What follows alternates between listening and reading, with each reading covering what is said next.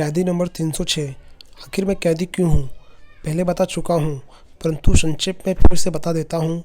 तकरीबन 2.5 साल पुरानी बात है। मेरे शहर में एक जुर्म हो गया और पुलिस ने मुलजिम के तौर पर 2 लड़कों को पकड़ा। अगली सुबह कुछ भीड़ के बेकाबू होने के कारण और कुछ पुलिस की निष्क्रियता के कारण पकड़े गए लड़कों को भीड़ ने हत्या कर दी। जब मैंने दोनों लड़कों को गौर से देखा तो पाया कि दोनों लड़के मेरे जानकार थे और जिस समय जुर्म हुआ उस वक्त मेरे साथ होटल में डिनर कर रहे थे।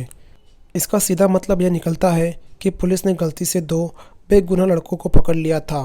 जब यही बताने में पुलिस अफसर के पास गया तो पुलिस ने मुझे भी पकड़कर जेल में बंद कर दिया। मेरा इकबालिया बयान भी ले लिया और कोर्ट में भी पेश कर दिया। और साहब, मुकदमा तकरीबन 13 महीने चला और मुझे सज़ा भी हो गई। तो इस तरह मैं बन गया कैदी नंबर 306। लॉयर कोर्ट ने मुझे आजीवन कारावास की सज़ा सुनाई है और मैं जेल में बंद हूँ। परंतु क्या मामला ख़त्म हो गया? नहीं साहब, मैंने भी हाई कोर्ट में अपील की हुई है और आज हाई कोर्ट का फ़ैसला आने वाला है। हाई कोर्ट के फ़ैसले का तो शाम तक इंतज़ार करना ही पड़ेगा। मुझे नहीं पता हाई कोर्ट क्या फ़ैसला लेगा, परंतु लॉयर कोर्ट में तो सब मेरे खिलाफ़ ही रहा।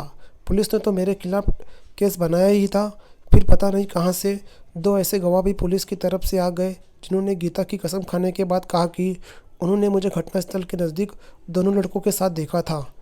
मैंने अपना पक्ष खुद रखा। ऐसा नहीं है कि मैं कानून जानता हूँ या बहुत बड़ा विद्वान हूँ, परंतु बार काउंसिल ने बाकायदा प्रेस मीट करके घोषणा की थी कि कोई वकील मेरा केस नहीं लड़ेगा। वकील की बात छोड़िए साहब, सारा शहर ही मेरे खिलाफ़ था। मेरे खिलाफ़ धरने प्रदर्शन और पता नहीं क्या क्या हो रहा था। इन कार्यक्रमों के लिए पैसा पता नहीं कौन दे रहा था। जो भी हो, वकील के बिना तो केस लड़ा नहीं जा सकता। आखिर जब कोई वकील नहीं मिला तो सरकारी तौर पर मुझे एक वकील दिया गया। जब सब मेरे खिलाफ़ थे तो भला मुझे मिला सरकारी वकील मेरे पक्ष में कैसे हो सकते थे? बस वह खानापुरी ही कर रहे थे। आखिरकार मैंने खुद ही अपना केस लड़ने का फ़ैसला किया और कानून की किताबें पढ़ने में दिन रात एक कर दिया।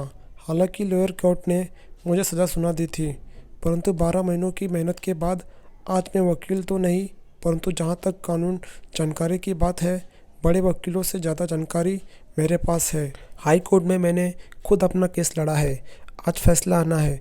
अगर मेरे पक्ष में नहीं आया तो सुप्रीम कोर्ट में भी लड़ूंगा। क्या कहा आपने?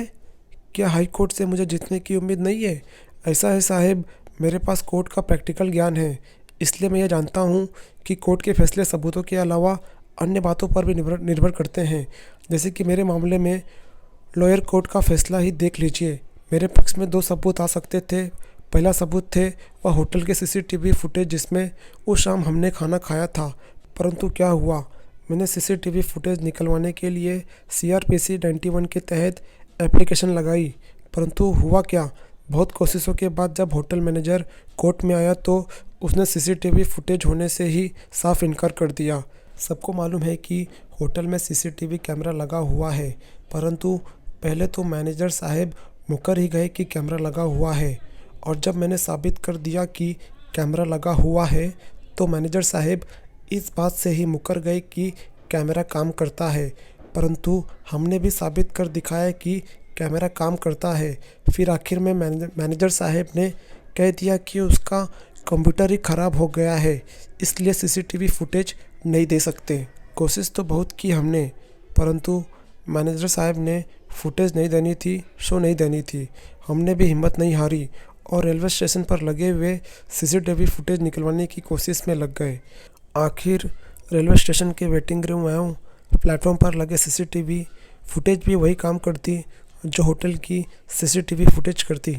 हमें कोर्ट से मेरे पक्ष में ऑर्डर भी मिल गया CCTV फुटेज के लिए, परंतु जिस दिन फुटेज कोर्ट में पेश की जानी थी, रेलवे स्टेशन के रिकॉर्डिंग रूम में आग लग गई और सब स्वाहा। इसके अलावा भी कई सबूत थे, परंतु दुर्घटनाओं के कारण कोर्ट तक नहीं पहुंच पाए। मतलब कि सब कुछ होते हुए भी कुछ नहीं किया जा सका और मुझे आजीवन कारावास की सज़ा सुना दी गई। दुर्घटनाओं के सीक्वेंस को देखकर स्पष्ट पता चल रहा था कि मेरे खिलाफ साजिश रची जा रही है, परंतु कोर्ट के बाहर होने वाली जिंदाबाद मुर्दाबाद के आगे कोर्ट भी प्रेशर में आ गया। क्या कहा आपने? कोर्ट प्रेशर में नहीं आता, उसकी आंखों पर काली पट्टी बंधी होती है। तो मैं सिर्फ इतना चाहूँगा कि आपके पास किताबी ज्ञान है, चलिए, अभी तो दोपहर ही हुई है, शाम तक इंतज़ार करना है तो थोड़ी देर झपकी ही ले लेते हैं। तो उम्मीद करता हूँ दोस्तों आपको ये कहानी पसंद आई होगी। ऐसी और भी मज़ेदार कहानियाँ सुनने के लिए गाइस चैनल को सब्सक्राइब कर लें, और अगर वीडियो अच्छी लगी हो तो वीडियो को लाइक करें। एम करते हैं गाइस 100 लाइक्स के लिए। तब तक के लिए गाइस ख्याल रखिए आपके और आपकी फैमिली का।